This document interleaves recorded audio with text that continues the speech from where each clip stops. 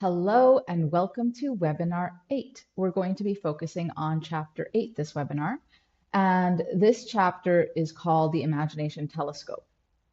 It is part of the book Imagination Dilemma for those who have been following this series. So, for those who are new here for the first time, my name is Lydia. I am a social scientist and national security professional, a systems thinker, and a technology strategist. Some of my past professional history includes working with the Department of Defense, US Special Operations, NATO, the European Commission, United Nations, and academia such as MIT and Oxford Business School.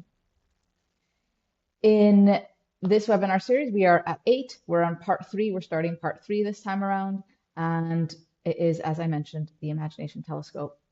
We're going to go over what it is, specifically constituting the foundation of mindsets, what an information biome is, why a diversified rest portfolio is key in imagining, and how we individually make sense of the world. So first and foremost, let's talk about the critical thinking toolbox. At this point, if you have been following all the others, or if you've read all the chapters up to now, you might have thought, I have given you all of my critical thinking tools. This is my secret sauce, and I've given it to you, and now I have nothing left. Well, the fact of the matter is that there are many critical thinking tools, but none of them are really the secret sauce. The secret sauce is actually what you see through them. This is the critical piece, and this is what the telescope is all about. It is what you particularly see through the same critical thinking tools that anybody else uses. That is your secret sauce. So the reason I thought of the analogy of the telescope is because to calibrate, you have all these different lenses, and while everybody's looking at the starry night sky, not everybody sees with the same fidelity and high definition, and they don't also all see the same things. And this is in part because of the person who's looking, what they're looking for, and how they've calibrated the telescope. And I thought that this was an excellent analogy to imagination. So I believe that just as a telescope has many different lenses that you calibrate it with, we also have our own particular ways of calibrating our imagination. And to me, they stem through the foundation of mindsets, your particular information biome, the way that you actively practice rest, and then also how you individually make sense of the world. I'm going to go over each single one. Okay, so these are different mindsets that I cultivate, which I also think are excellent mindsets to boost your imagination. So starting with a growth mindset. Carol Dweck, who's a psychologist over at Stanford, she started this term, and it was based out of the research she was doing on students. She was looking at how students responded to their tests. Doesn't matter what the results were. She was really interested to see how some students would react differently to a negative grade than other students. And she started to find a resilience and growth mindset in those who just saw that they needed to work harder when they didn't do so well, versus others who had a fixed mindset and they thought, I'm just not good at this. And so they never put in the effort. And for her, this was a very clear and important, distinctive way of approaching schoolwork, but also resilience in life. And so this is how the growth mindset came to be. And so I'm going to go over the difference between a fixed mindset and a growth mindset. So a fixed mindset says things like, I can't do this. Success is a byproduct of talent, and I just don't have that talent, therefore I can't do that. I'm not good at this, I give up. This is too difficult, I can't do it, and if I make a mistake, it means I failed. So this is a very fixed mindset versus the opposite, which is a growth mindset. So where a fixed person would say, I can't do that, a growth mindset person would say, well, I can't do that just yet. A fixed mindset would say success is a byproduct of talent, and a growth mindset would say, yeah, no, that actually comes from effort. Success comes from effort, and I will put in the effort. And when the fixed mindset person says, I'm not good at this, I give up, the growth mindset person says, I'm going to find a way to keep trying to make this work. When a fixed mindset person says, this is just too difficult, which, puts up the boundaries of trying to even learn. The growth mindset person says, I haven't figured this out, but I can learn. And when the fixed mindset person says, I can't do it, a growth mindset person says, I can't do it right now in this way, so I'm going to have to find a different way to do it instead. And to a fixed mindset person, when they say mistakes mean I've failed, a growth mindset person says, mistakes help me grow faster. This is kind of the fail fast, fail forward mentality as well. I am a big fan of Oprah Winfrey and the many words of wisdom that she has. And one of them is about a gratitude mindset. And I think this quote from her really encapsulates the value of a gratitude mindset in the context of imagining. So she said, if you look at what you have in life, you will find that you always have more. So think of all the things. If you took a piece of paper and started writing, what are all the things I have? You'll realize you have a lot in your life. However, if you look at what you don't have in life, you will just never have enough. Again, you can also write a list of all the things you don't have, and you'll clearly never have enough.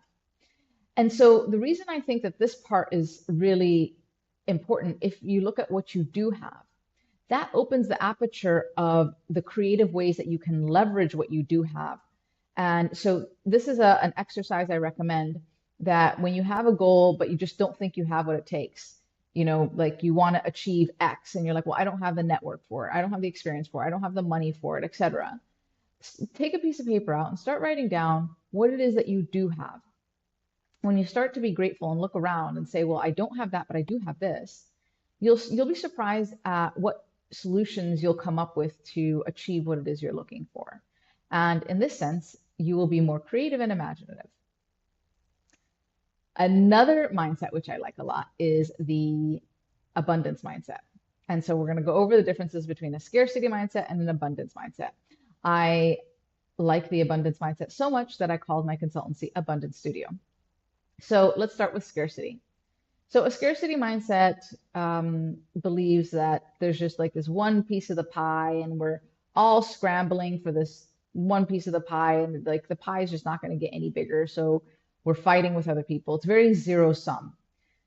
So a scarcity mindset person focuses a lot on what's lacking, what's missing.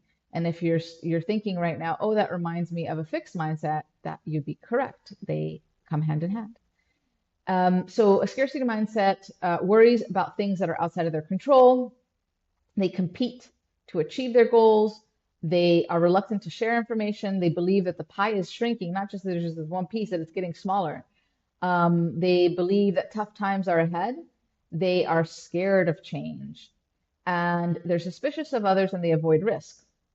Versus an abundance mindset, if you could think of it like this, where a scarcity mindset person sees one kind of piece of the pie, an abundance mindset person sees an entire dessert station with multi-layered cakes and cupcakes and lollipops and jelly cakes and ice cream stands. There's just so much out there for a person with an abundance mindset. And so a person with an abundance mindset focuses on unlimited possibility, because there is so much out there, particularly today with all these new technologies. And as I've mentioned in chapter 1, democratized technology has democratized access. And with that, that means that we can do so many things that we weren't able to do before. So an abundance mindset person really pays attention to what it is they can control. They collaborate to achieve goals. They freely share information and resources. And they really see that it isn't the pie or a piece of the pie. It's really so much out there. They also believe that the best is yet to come, instead of that their best years are behind them. They proactively take ownership of change, and they trust others, and they embrace risk. And so I think when you have an abundance mindset, you are more positioned to boost your imagination capacity. And then finally, one of the mindsets I think is really critical to our moment in time, that I also think plays a creative role in one's imagination, is a longevity mindset. And people ask me, what is a book I would recommend? And this is the book I recommend. There's lots of longevity books out there. And this one actually is an old one. I think it's from 2016 or 17. but it's written by two London School of Economics professors, and Linda Grattan and Andrew Scott. And one is an economist and the other one is a sociologist. And they look at what a 100-year life looks like from the perspective of their expertise. And I think that they make a really good case as to why we need to be thinking differently when we are living a lot longer than before. So how we need to be thinking about work, studies, savings, love, purpose, all of these things. Now, if you think, oh, I don't have to worry about that, like this is really an unrealistic thing, the idea of becoming a centenarian, well, you'd be wrong because we are starting to see more and more centenarians. That population is growing. In the US, over the next 30 years, the population of centenarians, which is people who are 100 or more, is going to quadruple, as in it's going to grow by 4 times. So this is a exponential growth. You'll remember from chapter 2, we talked about exponentiality and how to understand exponential growth and numbers. Well, this is an exponential number right here. And that is a lot, which means that we need to think about that for ourselves, for our organizations, for our society. Everything is going to change when we live a lot longer because now all the systems in place are for somebody to basically live to 70. And the difference between 70 and 100 is very big. So then we have the world. So that was the US, it's going to quadruple. But for the world, the centenarian population is expected to grow 8-fold. That is 8 times what it is today. That is a very exponential number right here. And so this is not just one country that has to deal with this. This is at a global stage that we have to think about this very differently. And so I believe that a longevity mindset is really key. So what does it mean to have a longevity mindset?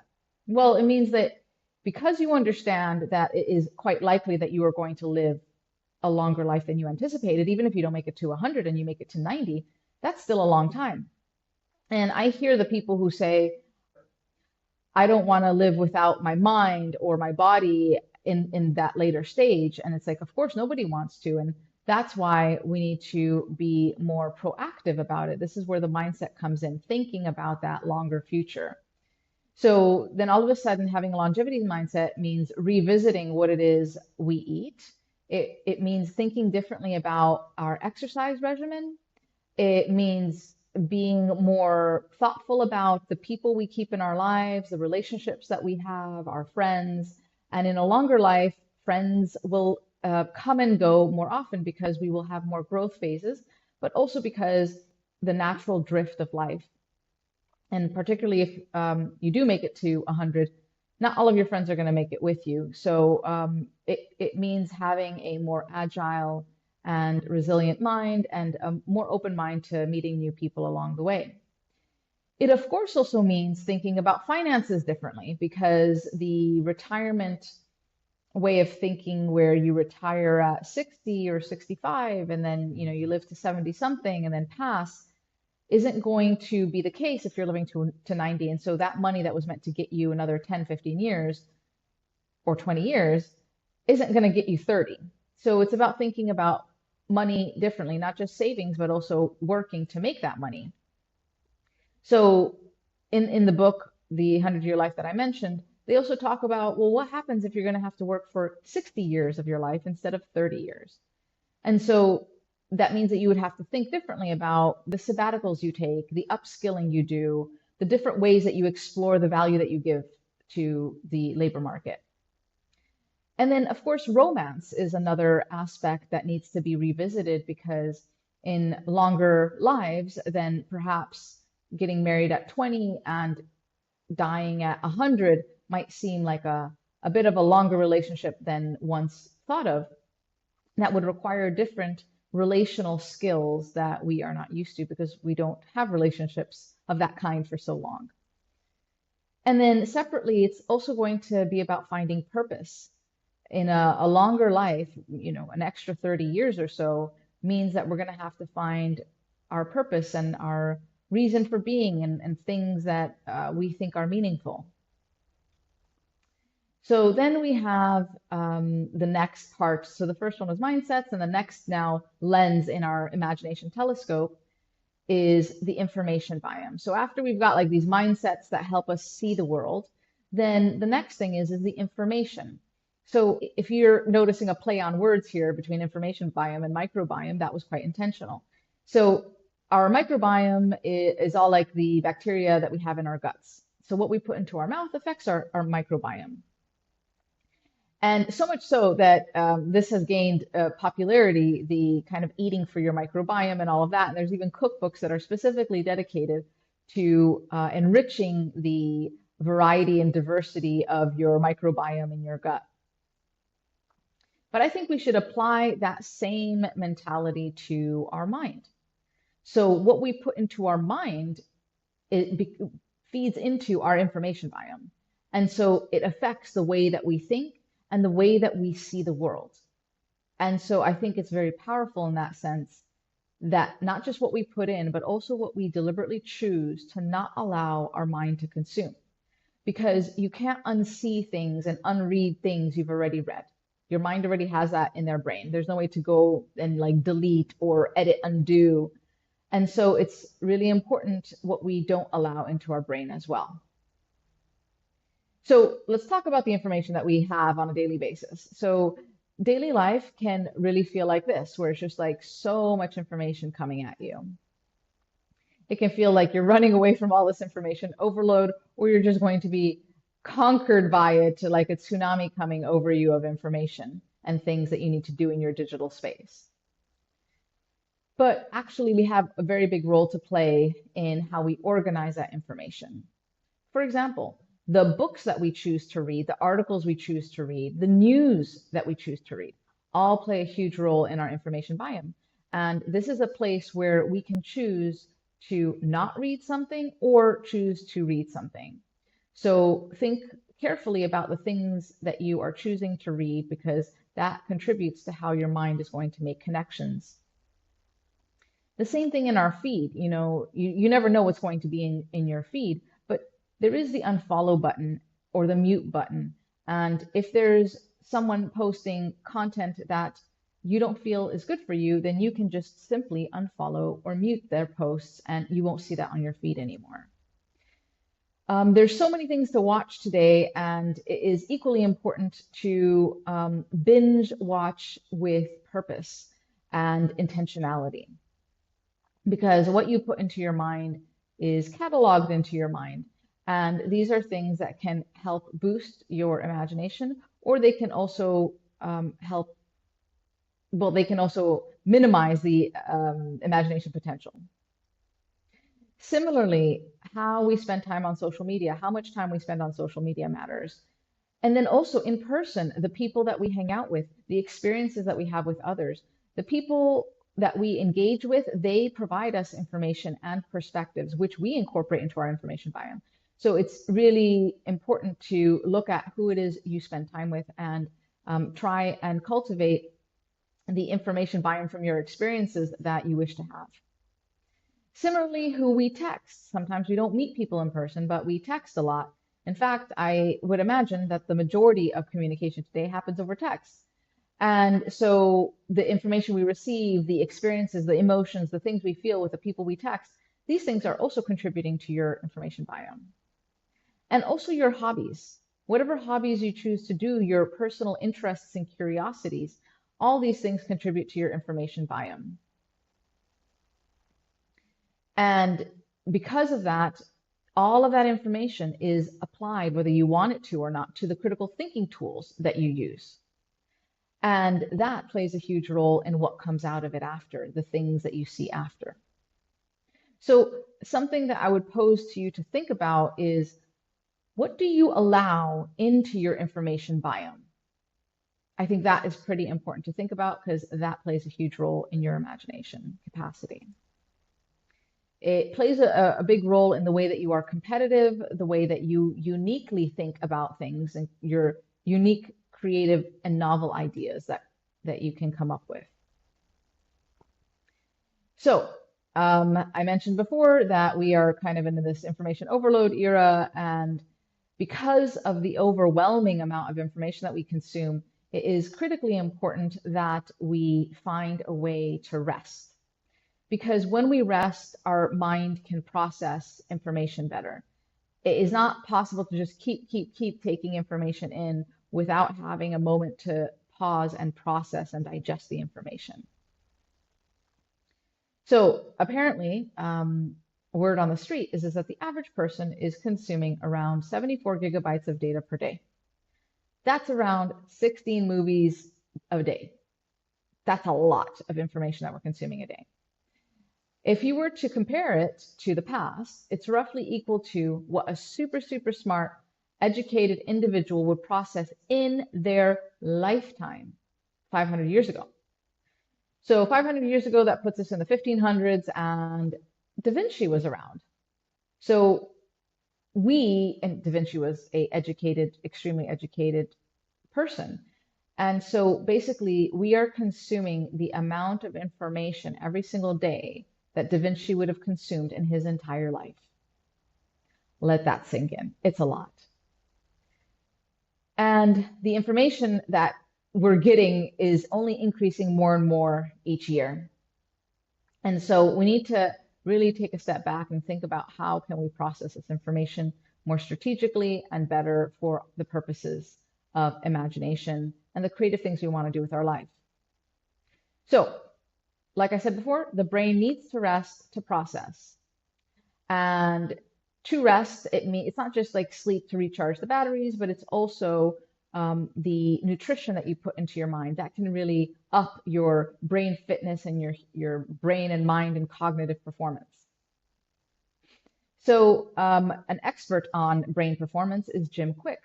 He has a book called Limitless, and it is all about it's brain nutrition, but also how to improve your memory and your cognitive skills. But I bring him up because I like his nutrition piece. And here are the different things that he recommends for having brain nutrition. So avocados and salmon, and he also mentions chocolate as something really important. Either way, I think while his are based on scientific research, I think that individually people will find that they have their own nutrition, brain performance foods that they like to turn to. So I think it's a great way to look at what he's done, but then also apply that to your life and see what things work well for you. So for example, a lot of people use coffee as a brain stimulant, but then similarly, there's other things that work differently for different people. So it's worth looking at the role that nutrition plays in your life. In this kind of search process, because I process so much information every day, I wanted to create my own diversified rest portfolio where I had different ways to rest because I intuitively knew in my life that just sleeping was not enough. Eating foods that help my brain performance was not enough. I really felt like I needed more things to be able to process all this information and use all these critical thinking tools that I'm using every day. And I found Jimena Bengochea's book, Rest Easy. And what I loved about it is that she had what she calls flavors of rest. And she listed 6 different flavors of rest, and they're active, passive, solo, social, calming, and energizing. And I thought this was a brilliant way for me to think about how to rest in different ways and expand my diversified rest portfolio, because we can't always rest in the same way, but again, we don't always need one type of rest. So I'm going to share a little bit of her different types of rest and what they look like for me so you can get an example, and also for yourself, think about what are the different ways that you like to rest. So the first one is active, like dancing or running. So for me, I like a lap pool swimming, walking in nature, and volunteering. It really is an active way that I calm down. Passive one is reading, sleeping, daydreaming is the example she gives. For me, sleeping, reading, ironing, laying on the beach, lying in a hammock, spending time in peaceful gardens, all these things to me are a nice form of passive rest that I really feel recharged with. And then solar rest. So solar rest is something that you do by yourself. You don't do it with others. So it's specifically in tune to you alone. For me, I really like writing handwritten letters to my friends, and I send them in the mail the traditional way. And I really enjoy my nighttime routine. It centers me, and it's a moment where, at the end of the day, I am processing as I'm brushing my teeth, washing my face, putting cream on in front of the mirror. I'm processing the information of the day and my thoughts of the day and kind of revisiting them. And many times I'm able to have that step back and get new perspective in that moment. And social rest is rest that is achieved with others. So for me, I enjoy brunches and dinner parties and outdoor nature activities. These types of social rest really work for me personally. Again, this is going to look different for each individual, but I'm just sharing mine so you have an idea. And then there's the calming rest, which is one that leaves you at ease. It really just quietens the mind. And for me, I really like the sound of rain. I find rain really quiets my mind. I like being curled up on the couch with a reflective book, gratitude exercises, calming music, and also being indoor when it's raining outside is quite calming for me, and just general sounds of nature. And then the energizing type of rest is the rest that leaves you energized. So you can become, that's another way of recharging your batteries. And so for me, the rest that energizes me and recharges my batteries with a boost of energy is going to conferences that interest me and meeting all kinds of people, engaging my mind in these new ideas. I like going to cultural festivals. It opens the aperture of my mind. I like seeing how different people see the world. And then phone calls with loved ones, that can be super energizing. And then I had music before for calming, but then it's equally so for energizing, but obviously it's energizing music instead of calming music. And another thing that energizes me is meeting new people with shared interests. Again, it's new ideas that energize me. So this is an example of me and the different types of rest through Jimena Bengochea's taxonomy of rest, which she calls flavors of rest. And I encourage you to do the same because we are only going to have more and more information in our lives, and we are going to need ways to calm our mind, re-energize our mind, and process everything that's happening. So then the next lens in our imagination telescope is the convergence part. So let's go over this again. We started with the mindsets. So this is kind of like the first calibration of how you see the world. It's through your mindsets. And then the next lens that you're calibrating in your imagination telescope is the information biome, the information that you put into your mind. And then the next lens that you're calibrating is the rest, your personal diversified portfolio of rest, how you rest, which is basically how you're processing all this information and making sense of the world. And then we get into the final, let's say, lens, which is the convergent sense making. So you've got all this information, you've got all these perspectives, and now you're leveraging the tools. And some of the tools that we've discussed, for example, in this book or any other kind of frameworks that you use. But it's really how you personally make sense of the world. That is your secret sauce. And so I'm going to give you an example of what I mean by this. Make an analogy with artists. So an artist, like a painter, for example, will have many different brush types that they can leverage. So you can look at the brush types like the critical thinking tools, all kinds of tools. These are all types of brushes. Now we even have augmented reality brushes, so you can paint in virtual reality. So we have all kinds of brush types that painters use, and you can see these analogous to the critical thinking tools. And then a painter also has all kinds of paint colors, types, and consistencies. So you got watercolor, oil paint, and then you, with augmented reality, you have all kinds of brushes. You've got bubble brushes and glow in the dark brushes and all kinds of different fire brushes. You have all kinds of paint colors in augmented reality and in the real world. And you also have spray paint. There's all kinds of paints that you could leverage. And then you have all kinds of mediums where you can create your art. So we know the traditional canvas where you can, put any kind of paint you want on there. There's some artists who like to paint on vinyl records as their medium, and then others who like to paint on wood, and then others who do anamorphic murals on buildings. So here we have a picture of an anamorphic mural. So you can see that it bends, distorts your reality of where the building starts and stops. And that's the anamorphic piece. And this person has used some form of spray paint or building paint to do that. So what we've got here is different tools and different mediums and different ways to do things. This is exactly the same when it comes to convergent sense making and our critical thinking tools and imagination. So we have different critical thinking tools. We have different things that we can apply these thinking tools to. And each of us individually is going to have something different that comes out. So basically what the artist produces is how they have leveraged the paint types, the mediums, and leveraged their unique perspective, their unique imagination telescope, to create their art, which is their output. The same thing for strategists or anyone who's trying to think imaginatively.